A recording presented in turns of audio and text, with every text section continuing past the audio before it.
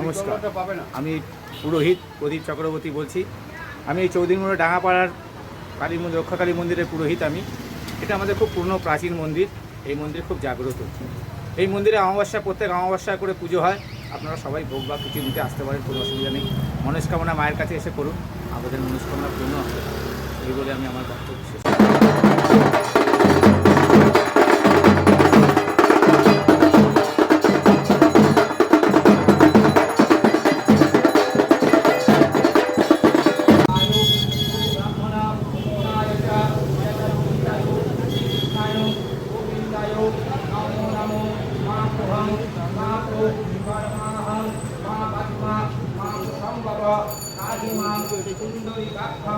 সর্বপাপ Hari.